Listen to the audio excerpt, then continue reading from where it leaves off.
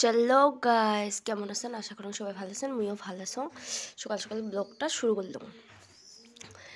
মানে একদম ভাল লাগিছে না বাড়িতে আসো রাইতত, মানে চোখত কিবা হয়েছে আর অটোত কিবা কামড়া আছিল, একদম ফুলি ফুলি গেছে। মনটা বেশি একটা ভালো নয়, বিষ করি আছে। তার মধ্যে উঠলু আলসি আলসি লাগিয়েছে। অল্প আজকে অল্প কাপড় চাপড় ধোয়া লাগবে, এতে রুমটার অবস্থা নাই। আরও সূর্য মনে আছে এত খাটনি, সকাল সকাল উঠিয়ে এই মশারি তোলা, বিছনে ছাপা করা, রুম ঝাড়ু তো একদম ভাল লাগে না। সো দেখি থাকো কি করি আছো। মানে কি হল, হঠাৎ করে কালকে রাইতত একটা পোকা আসি পড়িল। তা মই ভাবলাম যে এমতে বোধহয় ওইটাক মানে টিপকি মারিও ফেলাইছো, কিন্তু তার আগত যে মোক দংশন করছিল ওইটা ফির মুই জানো না। ওইটারে বিষয়তে এত রাগ উঠিছে দেহ মোর মুখটা দেখলে টের পাবেন সবাই যে মুই কতটা রাগত আছো।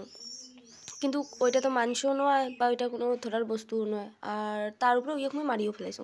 রাগটা কার সাথে দেখেন, এই জন্য পুরে রাগতে কামসাম করেছো।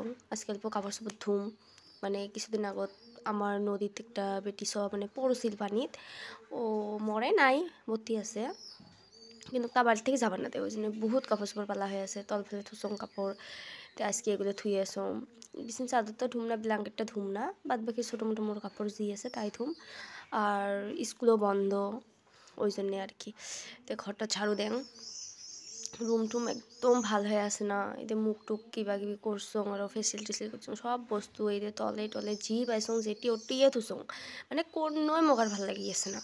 এমন লাগিয়েছে যদি মই একটা রানী হলং হয়, মোর কতগুলো মহারানী আশেপাশে থাকিল হয়, ওয়াও একদম সিংহাসনত বসি থাকলাম হয়, সবাই মোর কাম করে দিল, মানে মই ওই মহারানী রাজার মই একমাত্র বউ যদি হলুম হয়।